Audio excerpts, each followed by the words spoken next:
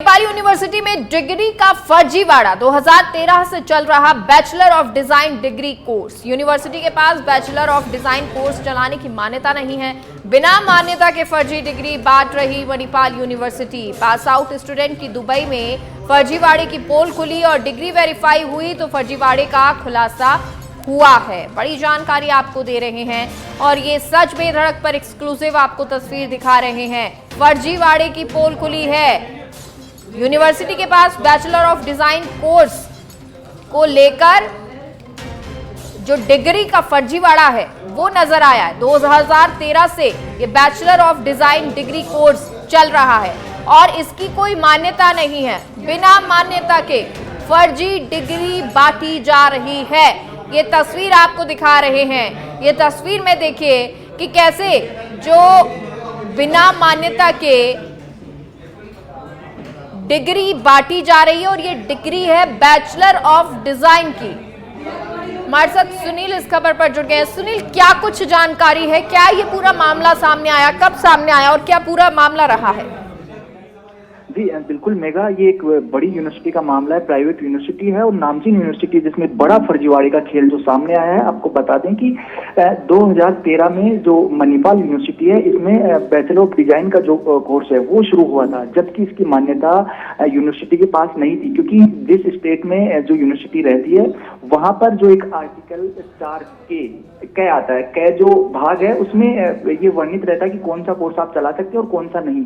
यहाँ पर bachelor of design का कोई मान्यता इनके पास नहीं थी। तमाम एडमिशन। एक बार आपको मैं रोकना चाहूंगी। नीतू भटनागर हमारे साथ इसी यूनिवर्सिटी की रजिस्ट्रार जुड़ गई हैं। नीतू जी, ये खबर जिसमें मान्यता बिना मान्यता के आप फर्जी डिग्री बांट रहे हैं, ये तो सरासर बेबुनियाद इल्जाम है हमारे ऊपर। अच्छा, ये तो ऑलरेडी सब्जेक्ट है हाई कोर्ट में, अभी इनसे केस चल ही रहा है।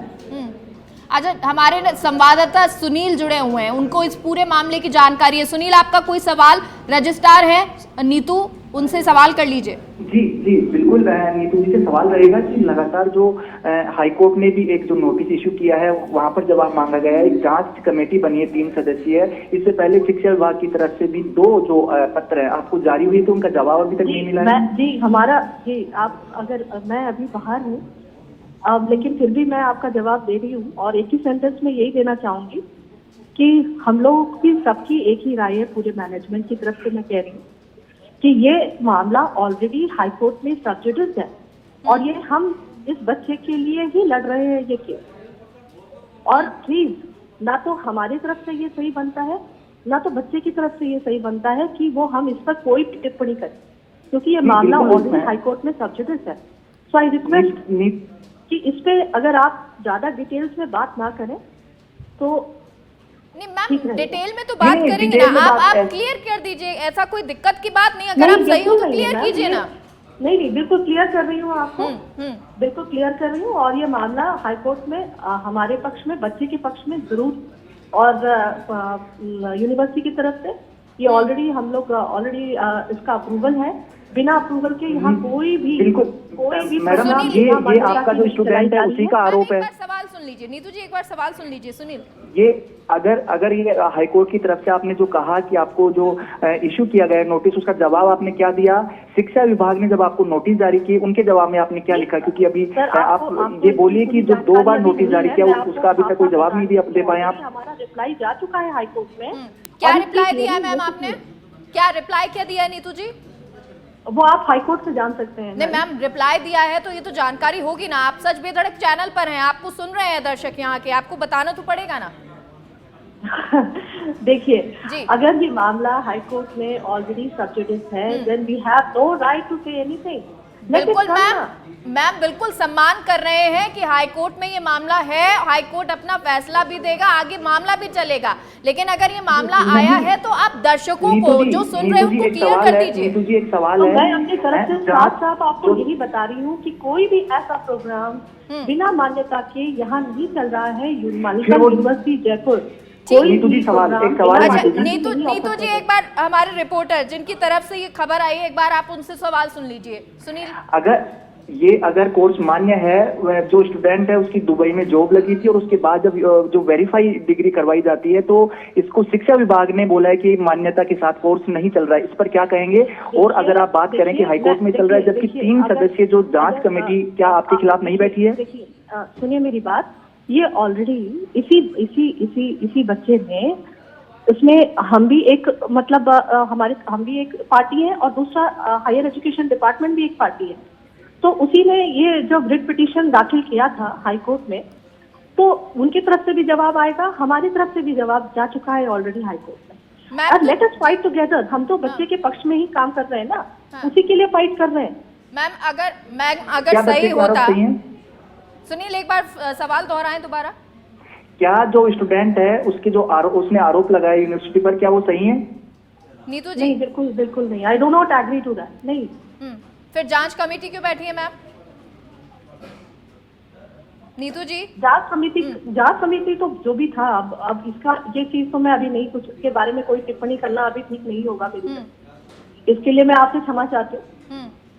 लेकिन नीतू जी फिर आपको बताना तो पड़ेगा कि अगर स्टूडेंट जाता है तो आपकी तरफ से क्या रखा गया? नहीं, मैं आपसे बहुत रेस्पेक्टफुली यही बात करना चाहूंगी कि जी, इसको अगर ये हाई कोर्ट में अगर ये मामला है तो let it be in the high court. Let थोड़े दिनों में ये आपके पास इसका मतलब मैम कोई मामला अगर सामान्य, मैम सुनिए, कोई मामला सामान्य होता है तो हाई कोर्ट में तो जाएगा नहीं।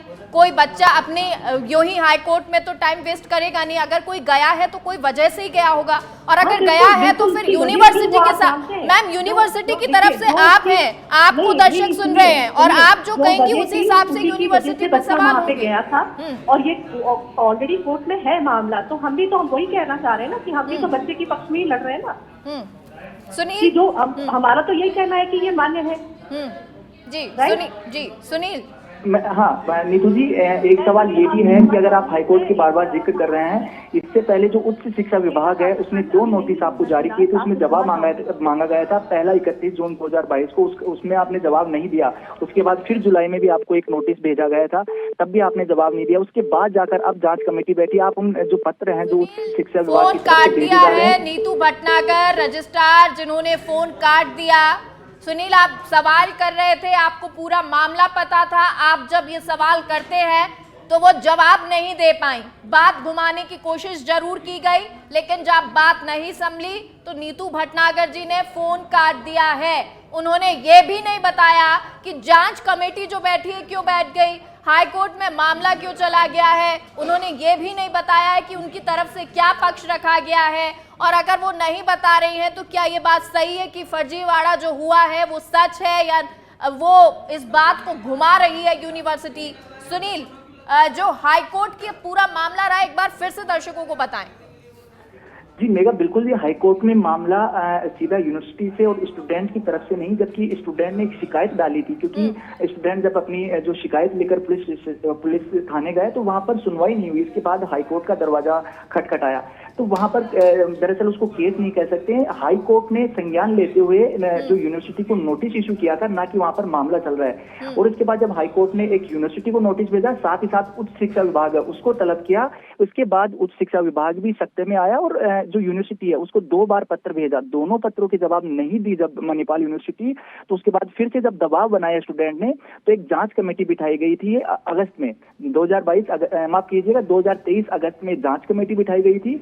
1 महीने में जांच कमेटी को रिपोर्ट देनी थी, लेकिन 6 महीने बीतने को आ रहे हैं, आज तक वो जांच कमेटी की रिपोर्ट भी अभी तक पेश नहीं की गई है। तो कहीं ना कहीं कहा जा सकता है कि इस मामले में जो मणिपाल यूनिवर्सिटी प्रशासन है ये भी बिल्कुल लीपापोती करने में जुटा, और साथ ही साथ जो उच्च शिक्षा विभाग है, जब 1 महीने में रिपोर्ट देनी थी तो क्यों नहीं आई। तो कहीं ना कहीं उच्च शिक्षा विभाग भी मामले को ठंडे बस्ते में डालना चाहता है। और जो स्टूडेंट है लगातार जो दर दर भटक रहा है और उसको अभी तक किसी तरह का न्याय नहीं मिला। इसी तरह से जैसा अभी सच बेधड़क के सामने जो नीतू भटनागर ने फोन काट के अपना जो एक बात कहने से मना किया, वैसे स्टूडेंट को भी बार बार घुमाया जा रहा है। तो देख सकते हैं कि किस तरह से जो यूनिवर्सिटी की मनमानी यहाँ पर चल रही है।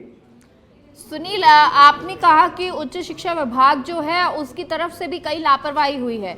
आपकी कोई बातचीत हुई, उस पर सवाल किया आपने कि भाई इस तरह की लापरवाही क्यों हुई, उस पर आगे कुछ क्यों संज्ञान नहीं लिया गया? जी बिल्कुल मेगा, ये बात बार बार घूमकर यही आती है कि चल रहा है मामला, जल्दी इसको देखते हैं, पहले चुनाव आ गए थे, कई सारी ये चीजें, लेकिन सबसे बड़ा सवाल है कि शिक्षा एक जिसको मानती है कि इसमें बिल्कुल फेयर काम होना चाहिए, लेकिन इस तरह की जो चीजें सामने आ रही हैं तो कहीं ना कहीं लापरवाही का मामला है। और बड़ी बात ये भी है कि हाईकोर्ट ने जब नोटिस इशू कर दिया, उच्च शिक्षा विभाग जांच कर रहा, उसके बावजूद ये कोर्स अभी भी वहां पर चल रहा है। तो जो एक छात्र पीड़ित है वो बात सामने आई, लेकिन इसके अलावा कई और भी छात्र हैं जो इस तरह की जो फर्जी डिग्रीज है उनसे परेशान अभी हो रहे हैं। उच्च शिक्षा विभाग फिलहाल किसी भी तरह की कोई बात है वो यहाँ पर नहीं कह पा रहा है। हालांकि जो जांच कमेटी को 1 महीने में रिपोर्ट देनी थी वो रिपोर्ट नहीं दे पाया है, लेकिन अभी कहा जा रहा है कि अब वो रिपोर्ट सामने आएंगी। चलिए ठीक है, और रिपोर्ट सामने आएगी, उस रिपोर्ट में क्या होता है ये भी देखना होगा। फिलहाल बहुत बहुत शुक्रिया आपका सुनील, तमाम जानकारी के लिए।